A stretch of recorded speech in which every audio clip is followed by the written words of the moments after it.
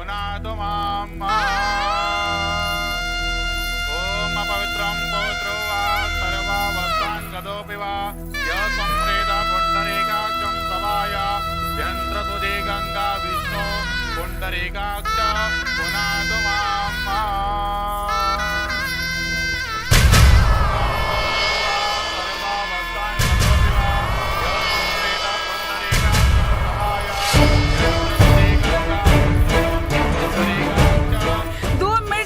से मिल ले बेटा, एक बार काजल से मिले जाए ना। काजल बेटी,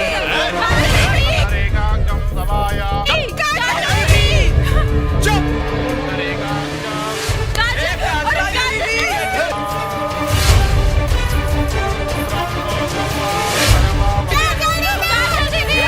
कहने ना कि पीछे ना वो बंद कर।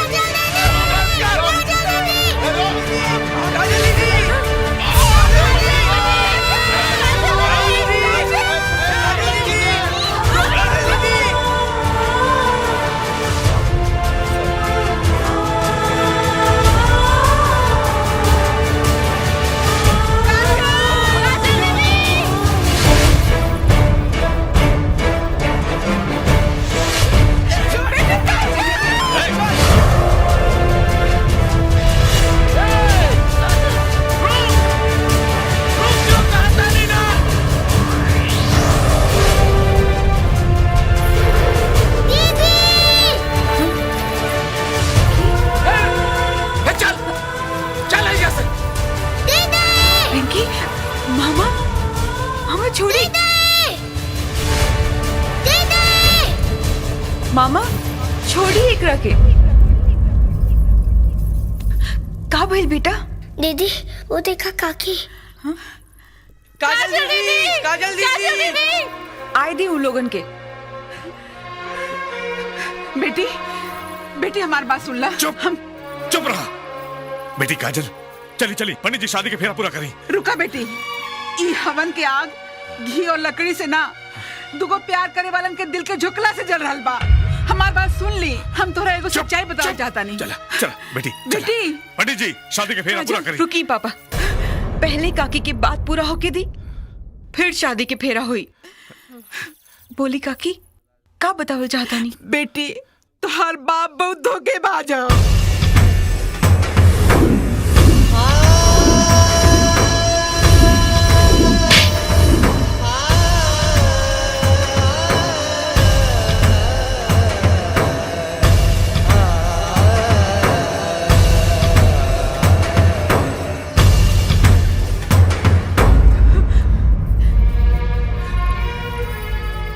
धन्यवाद काकी, हमारा आँख खुल गई।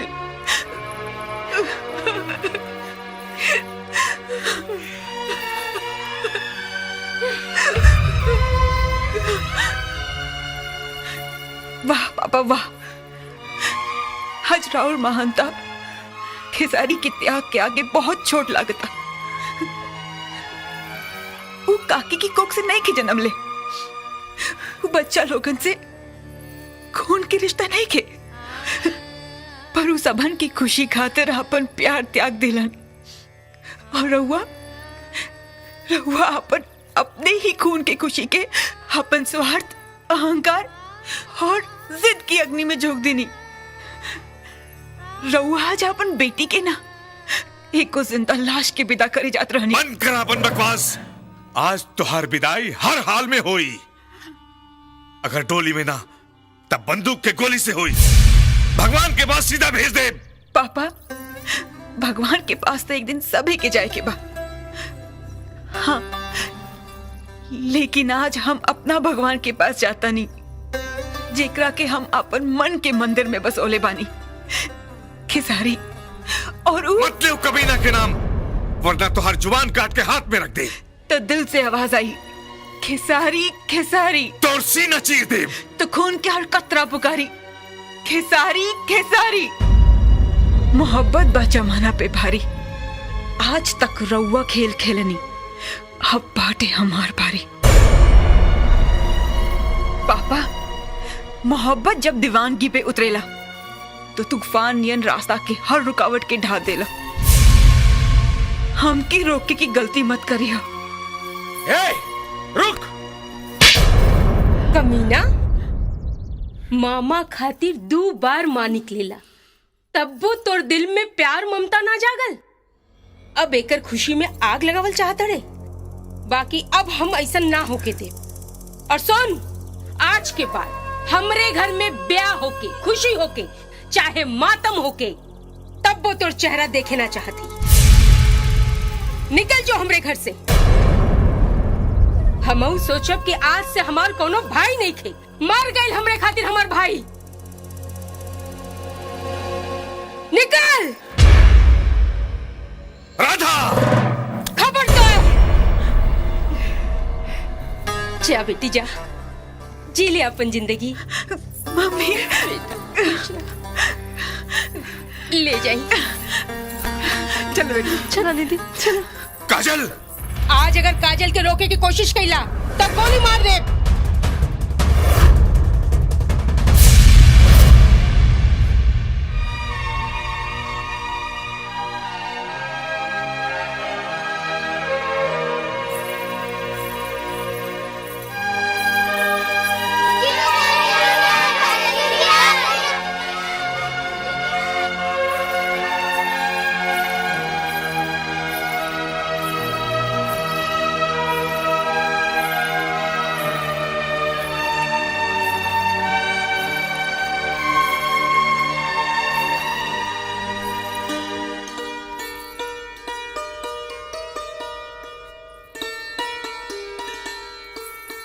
चला बच्चा लोग, अंदर चला।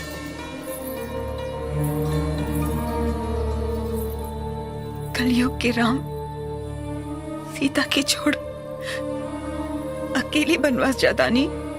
कहा कमी रहे हमारे प्यार में? जवाब दी। सकेला काहे हमरा से झूठ कहानी बोली? काहे काहे काहे ऐसा काहे कहीं?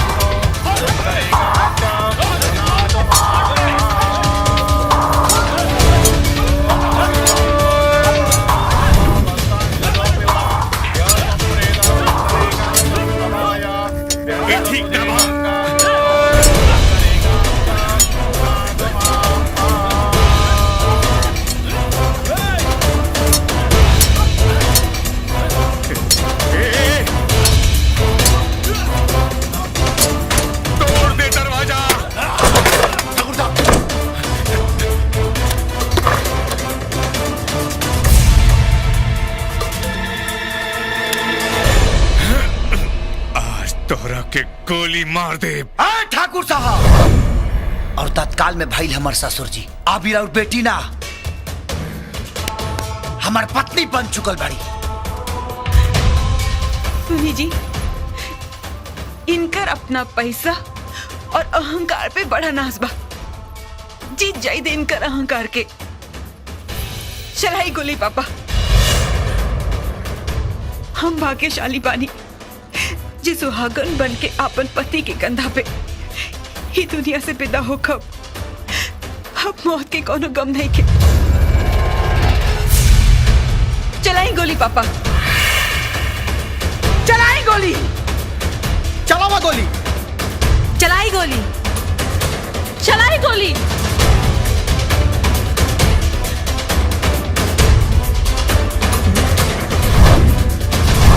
बाबू साहेब,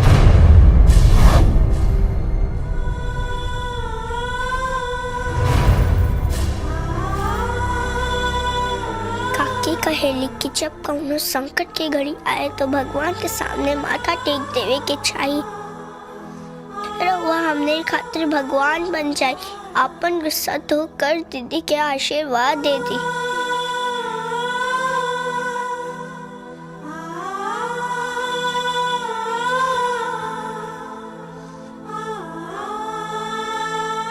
हमें खातिर भगवान बन जाए।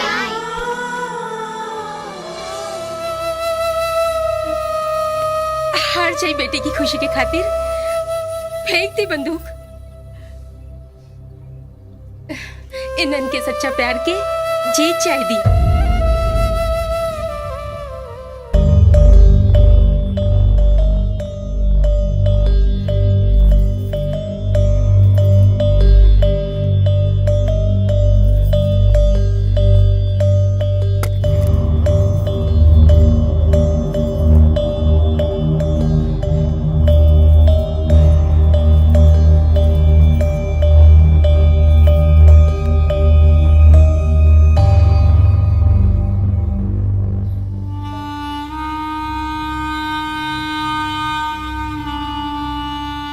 हमके माफ कर दी।